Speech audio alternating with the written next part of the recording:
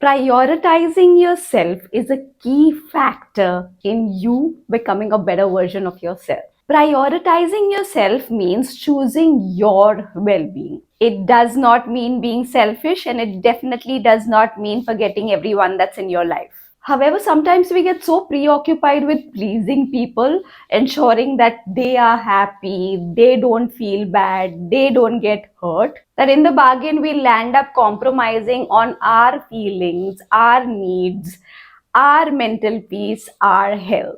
When you prioritize yourself, you give yourself an opportunity to look inward. In doing so, you are able to focus on your emotional, mental, and physical well being. You're also able to take steps towards your personal growth, which means working on your inner being, looking into your behaviors and actions, understanding where they come from, knowing yourself better so that you can take steps towards becoming a better version of you. It is essential to note that the decisions and choices you make in order to prioritize yourself could be different for different people. Today, I'm going to talk about a few that I think are important. The first one being setting boundaries. Now, boundaries can be set in various areas of our life, but the two boundaries that I'm going to talk about are boundaries with regard to time and boundaries with regard to the way people treat you. Let's say you're this extremely available person. You're there for others, you are emotionally available. You try to make it whenever you can, to the extent that you are losing track of how it is impacting you. You're giving away so much time and energy that you're losing sight of whether this being available is interfering with you being there and being present for yourself. Maybe you can ask yourself a few questions in this regard, like, is it impacting the time you make for yourself? Is it impacting your personal, your emotional, and mental well being? Is it draining you out? Is it only sucking out from you? If you feel any of this, here's your time to draw a boundary. Let me give you an example. Let's say that someone who's very important to me does not call me as often as I expect. I wish to talk to this person, and he calls me at a time that is mostly not an appropriate time for me. I take this call, it disrupts my sleep. I get sleep very late, probably early morning. That in turn impacts my health. However, this person is important to me. I want to talk.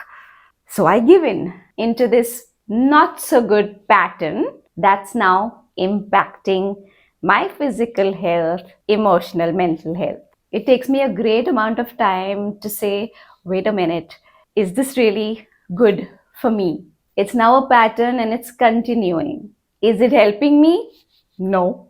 Did I let this other person know that it's not working out for me? Yes. Did anything change? No. Is it high time for me to draw a boundary? Yes, of course. Who's responsible for setting this boundary? It's just completely in my hands. So I get this call again, random day, not a good time for me. I drop in a message saying that this is not the right time for me to talk to you. Please ensure that you're calling within this time frame so I can. Now you've set this boundary. It's in your hands to maintain it. In this example that I gave you, if the other person really thinks of you as important, there'll surely be amends. The second boundary you can set is when people treat you badly, they disrespect you, ill-treat you, demean you, ridicule you. And I've spoken about this in the past, so all that you do is call them out, make them aware. I'll put the link in the description box so you can know more about this point. Moving on, another important factor for you to prioritize yourself is how you invest your time. Invest your time in you. Invest your time in something you love to do, and invest your time in positive people. When I say invest your time in you, what I mean is making the time for yourself. Me time, as we might call it, and that might be again different for different people. It's essential to remember that this me time should be a time where you relax your mind. You have these few moments of calm and peace from this also chaotic and noisy world. And it can be very simple things like going for a walk in the park, going for a jog on the ground. For somebody, it could be watching a movie, watching a series, or just listening to music. For somebody, it could be gardening, maybe growing a plant. For somebody else, it could be sitting in the balcony, having a cup of tea, admiring nature. For somebody else, it could be going to the beach, or maybe just walking by a riverside or sitting by a lake, throwing some stones in the water. Anything that helps you calm and connect with yourself. Alone time is pretty essential. While you invest time in me time and connecting with yourself, calming yourself down, it's also essential to invest time in doing something you love to do. So maybe engaging yourself in a talent that you have. For example, you love to sing. So invest time in singing, learning new songs, maybe practicing singing. Or you love to play an instrument. You play that instrument, you learn new chords, learn new tunes, create your own instrumental music. Maybe you're interested in writing, you're average at it, so you can practice writing, read more to understand different writing styles. So it's not just about doing something that you love to do, but also about choosing a skill you might be average at and working on it, learning more about it so you get proficient at it. And then investing time in positive people.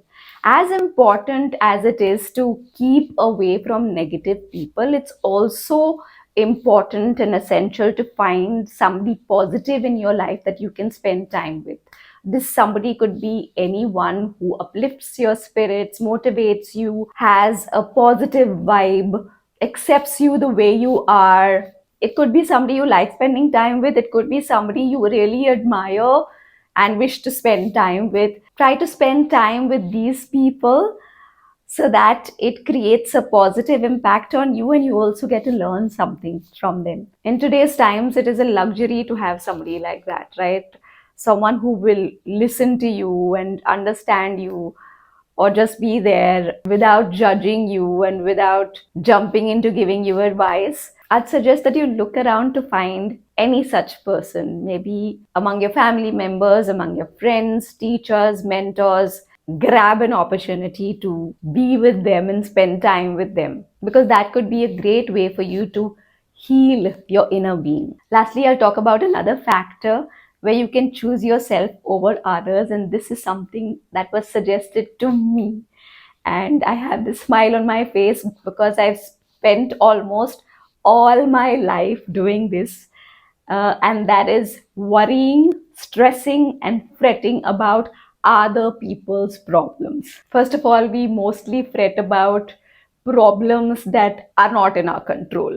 Now imagine that we already have loads of our own problems that we are stressing about. And to add to that baggage, we want to fret about his problem and her problem and their problems and whoever else's problem when we can't actually do much about it. This only adds to your already existing problems and makes you miserable. I know this is not easy for you, especially if you are a person who has always been worrying. And trust me, I'm still working on this. So if you find yourself in this position where you are stressing about other people's problems and concerns, it is advisable for you to ask yourself this: can I do anything to solve his or her problem? Can I contribute in any way to lessen that person's concern, problem, stress? If you then feel that that situation is out of your control, then let it go. When you can't do something about something, it's better to let it go and stop fretting about it. And I think we can ask the same questions to ourselves when we are fretting about our own problems too, right? Mostly things are beyond our control. So if something is beyond your control, then stressing so much about it and making yourself miserable does not really work. So whatever works for you in this process of prioritizing yourself, Try to make an attempt to choose you. Make a conscious effort to choose your mental, emotional, physical well being, your peace, and your growth. Because you will be able to give to others only what you have within you. If you think anyone could benefit from this video, then share it with them. And for more such content, subscribe to the channel. I'll see you around.